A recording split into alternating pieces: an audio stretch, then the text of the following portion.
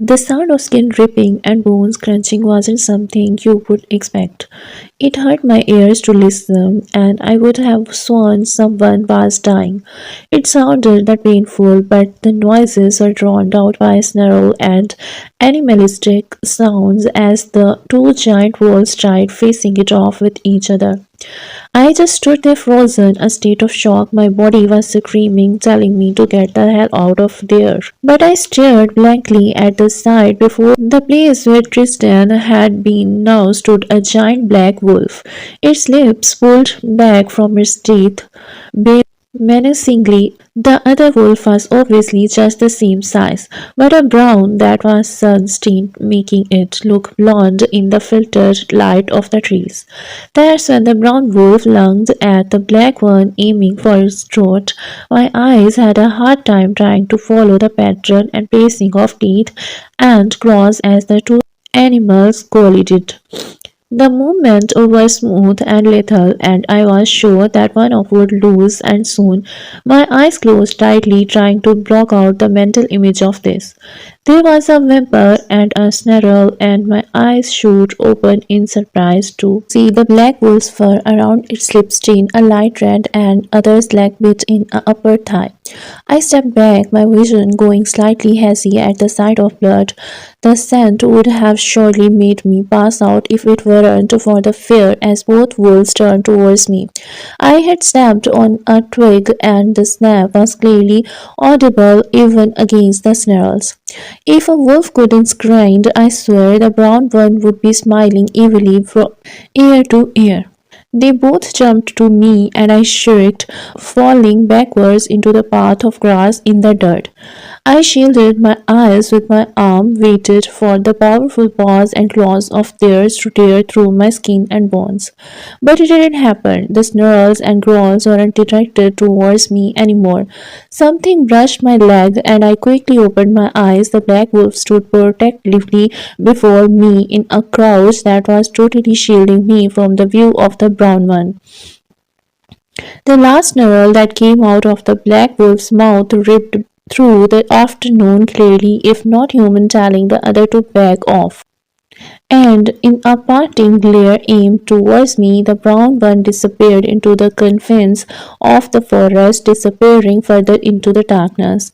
I released my breath that I hadn't realized I had been holding, and shivers erupted over my skin. But I wasn't out of trouble yet. I barely registered as the black wolf looked back towards me. Its eyes captured mine. Silver reflections, ones that had captured my attention all day. I couldn't be possible. He couldn't be it. My mind vowed with common sense and inner turmoil that had my head aching. But for some reason, I knew those were his eyes. But how could it possibly be? The wolf turned around and was about to run off like the other when a whisper left my lips. Tristan. It froze and slowly turned back towards me.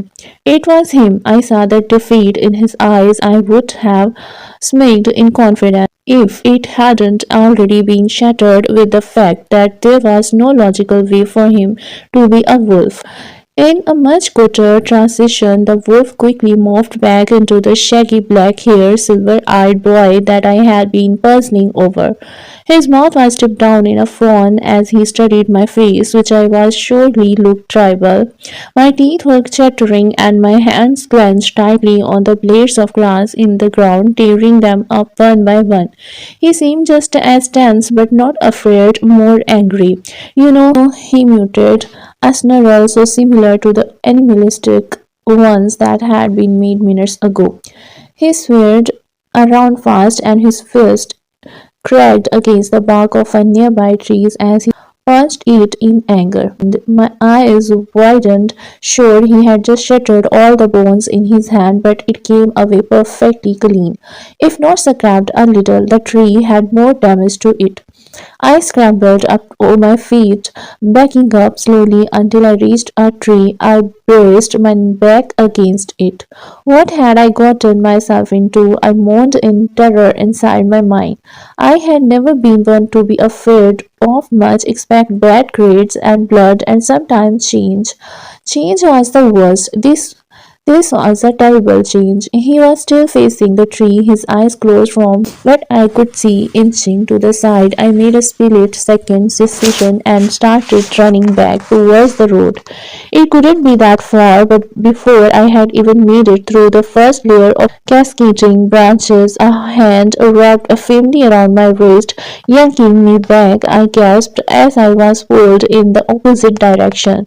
That gesture took the fear and replaced it with anger. Let me go, I growled, pulling with all my might against his hold. I wasn't going to be taken without a fight. The hand constricted harder on my arm, making me wince as pain lanced up my arm. You have gotten too far into this, he muttered and roughly pulled me so I was now in front of him, and both hands of his clammed down on my shoulders, pushing more than guiding me towards where he wanted to go. Too far into what? I demanded, but I knew that I had crossed some unspoken boundary by walking into that fight. It was hard for me to picture the man walking behind me, the wolf that had blood on its mouth, how these warm hands could be the same paws that had powerfully tried to tear apart its competitor, how their silky smooth velvet baritone voice could be the same wolf that had bared its teeth. I blushed fiercely for thinking thoughts that made me think he was handsome. For all I knew, there was a werewolf kidnapping me. That word seemed to fit. Werewolf. Those were fantasy and myth like vampires or fairies. The blush disappeared as my face blanched at the thought that if were wolf excited, then so did all the rest of the fairy tales. All this just fell into my fury. Too far into what I snarled again, I noticed how my snarl sounded not nearly as frightening as his did, almost to the point of dainty and cute. Why were you here? He demanded with a shrill voice, his voice grip on my shoulders digging into my collarbones. I answered without thinking. I was following the sound, and I heard you. I muttered, now realizing at this point that I had heard his voice and somehow I had been drawn to it.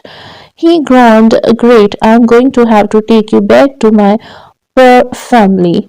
I noticed that he was a good head and a half taller than me, and even when I tried to straighten taller than I was currently in, I came nowhere near his height. So for some reason that bothered me.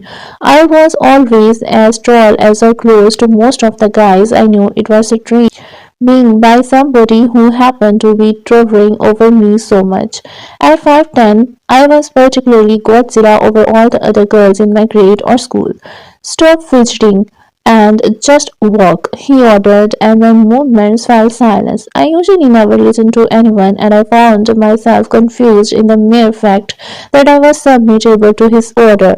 But that was the least I was worried about as fear slowly leaked back in.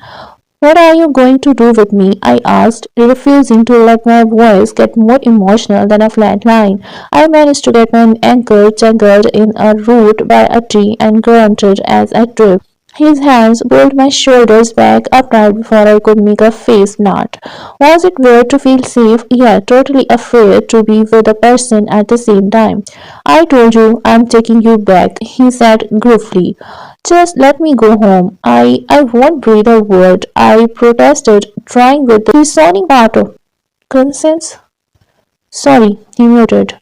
We walked in silence. I was slammed into feet, and his hand slowly loosened on my shoulders to only a mild gesture. His hands were covering my whole shoulder, and for the first time in a long time I felt empty. Gulping again, we walked further deeper into the woods. Are we going to run into that other wolf?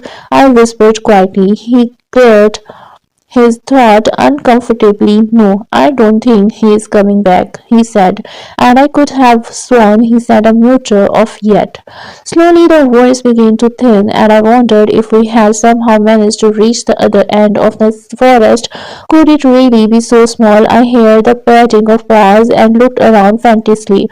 Relax, Tristan hissed in my ear, and I ended up doing the exact opposite, tension up like a bird.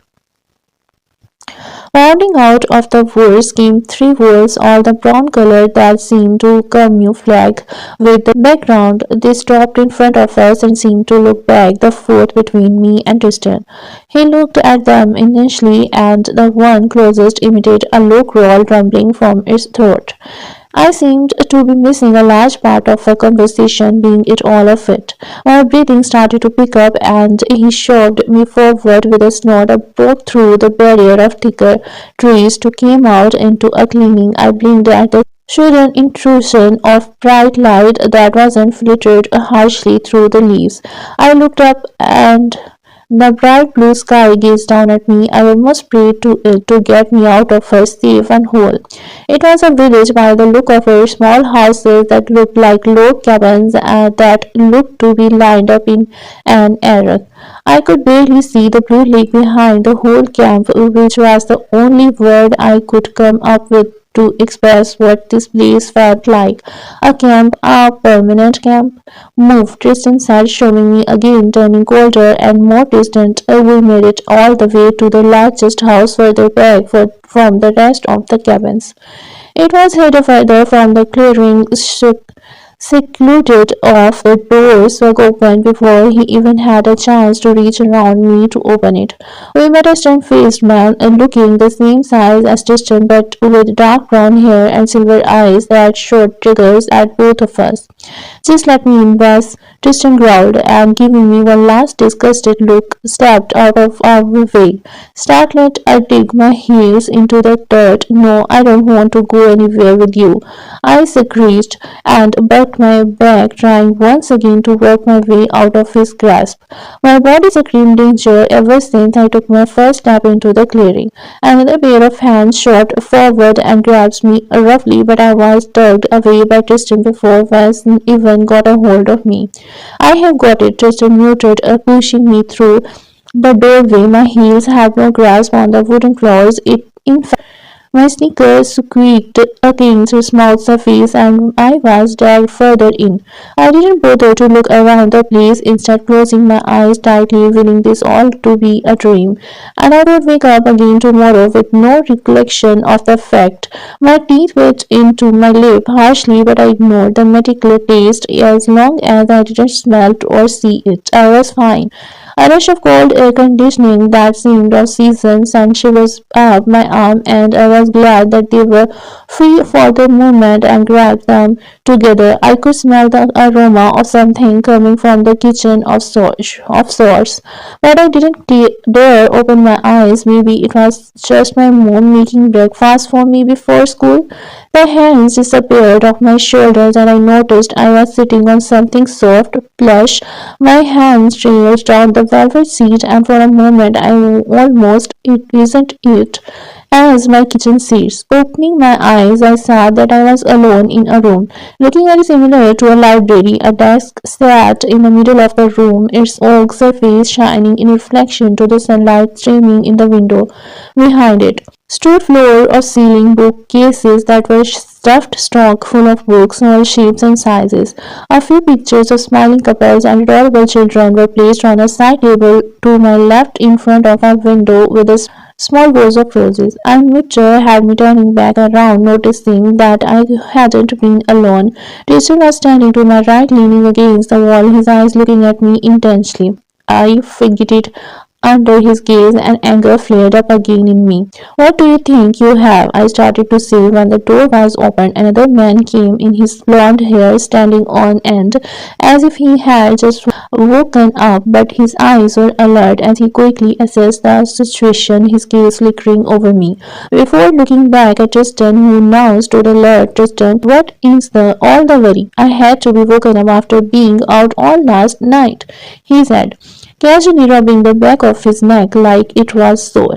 I fear I have made a grave mistake, Tristan said, clearing his throat again. This girl, human girl, he indicated towards me, and my eyebrows furrowed together in a mixture of fury and confusion. She followed me and a bit of red bark into a fight. I couldn't help it. I snickered at the name of Red Bag for this werewolf bag, which I still had a hard time guessing having its name containing. Bag was quite ironic. Both of the men looked at me blankly and I clamped a hand over my mouth, immediately shutting up. I guess it was the hysteria getting to me finally. Well, I had jumped off a deep end of crazy. I was in a room with a freaking werewolf. She's human, the man asked, and with a moment's hesitation, Tristan nodded. I thought that she would immediately be needed to be brought here. He trailed off, staring at the blond man who was eyeing me as if he was trying to pry my mind of something valuable.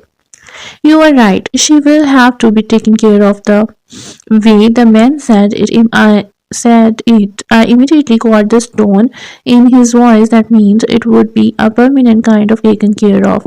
I won't say a word. I slipped up, my voice almost bleeding. Silence filled the room, and I regretted my words the moment they left my lips. I most likely wasn't helping my situation, but I had to do my best to get me out of whatever situation that might be. I didn't see all that much. I lied quickly, the falseness tasting stale on my tongue.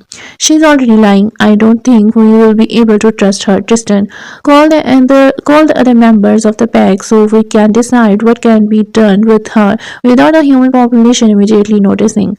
The man said coldly but firmly. I stood up, getting to my feet, and about to get in his face, yelling, "Now here!" But I was interrupted by Tristan shoving me back into the couch hard.